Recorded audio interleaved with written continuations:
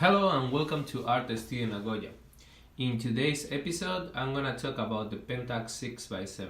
I'm planning to do a series of videos of this camera because I think there is a lot of things that we need to talk about this camera, and I think if I try to cover all of the information in just one video, it's gonna be too long. So today's video is gonna be a review of the camera and what I think about the camera and some characteristics about 6x7 camera. So this is a 6x7 camera medium format. So when I decided to get a 6x7 camera, I searched a little bit what was available, and I want to share that kind of information with you. First of all, you have to know that there is cameras that are rangefinders and others that have like a SLR system like this one. Okay. From those cameras, the ones who have 6x7, okay, there are just like three models. You have like the Mamilla, you have the Bronica, and you have the Pentax. Okay, the other two systems, they look more similar, like Mamilla RB, RC, and the Bronica. They look more similar to the Hasselblad kind of a style, where you can exchange backs, you can exchange lens, and you can exchange viewfinders, but they look like kind of a brick, like a square thing that is a little bit not so much like ergonomic. So those cameras usually are designed to work in your studio and carry around just when you're driving with your car or something like that, but not like the same style as 35 millimeters. Pentax is the only camera that really is like 35 millimeters but can shoot 6x7. Of course, it's huge because it have a very big mirror, because you need to see the full frame of a 6x7, but still is a camera that is feasible to carry around and use as a 35 millimeters. So that's one of the characteristics you want to think about it. Of course, it's heavy because it's very big and it's made of very nice materials.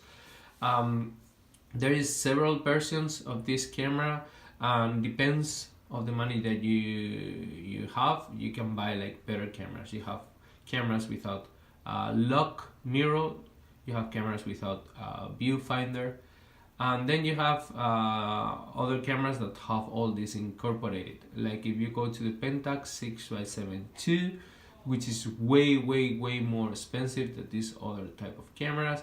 You have like a grip here to hold the camera, you have aperture priority, you have of course light meter, you have lock for your mirror, you have everything there, but you're paying like probably $1,000 more than this camera can cost you in the cheapest version. So then you have to choose which element you need and which is better for you.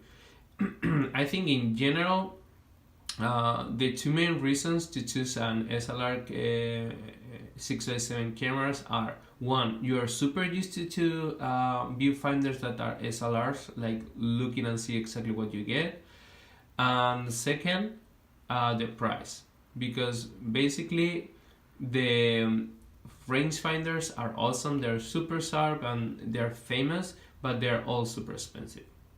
The Mamilla, the Makina, all of those cameras are super expensive right now. So this is way more affordable kind of camera to get into 6x7.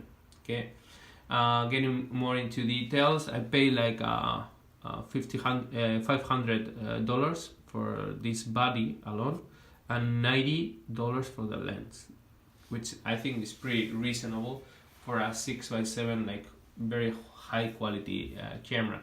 And this one is a model that have viewfinder, in the viewfinder have like a light meter, and it have the lock mirror.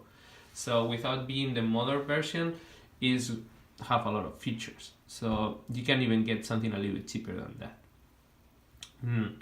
Now that was my thought when I bought it.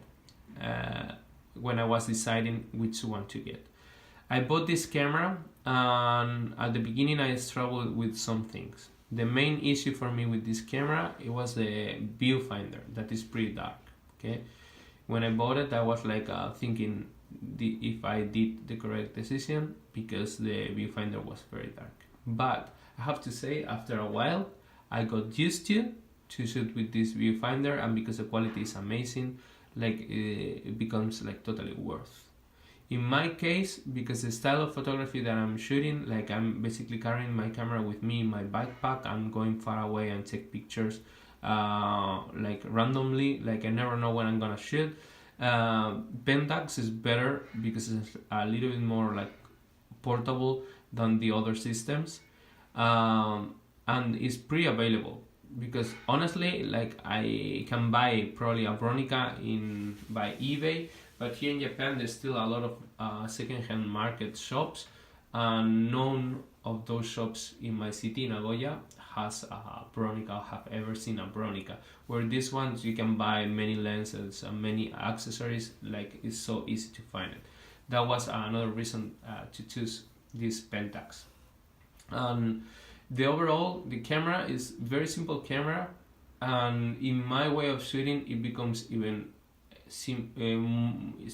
more simple, because I'm gonna handhold the camera with a tripod that limits the speeds to just basically 4 options: 125, 250, 500 and 1000 of a second. That is maximum speed. And yeah, because I want to get a very good image quality, I'm gonna be shooting an f11, f8 if it's possible. So it's basically limited to 3 or 4 options only, and that's it. And then you just focus and compose your image. So it becomes a very simple camera where I can just focus and try to nail the focus, and also like compose perfectly fine with the camera.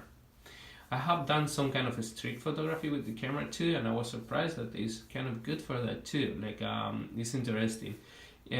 Of course, it's not like a discrete camera, but when you just embrace that, and you know, like for some people it's cool, is a great camera to shoot the street photography, in my opinion.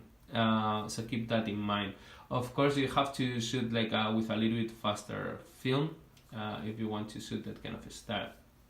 In a tripod is also very good, because you can take your time, and you can lock the mirror and get like a like very nice image quality.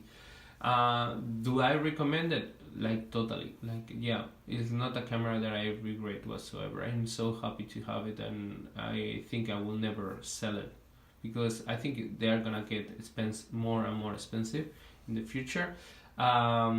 So yeah, that's my general thoughts. In the next video, I'm gonna talk about every single button and feature that the camera has. Thank you for watching. Please subscribe and give me a like. See you in the next video. Thank you.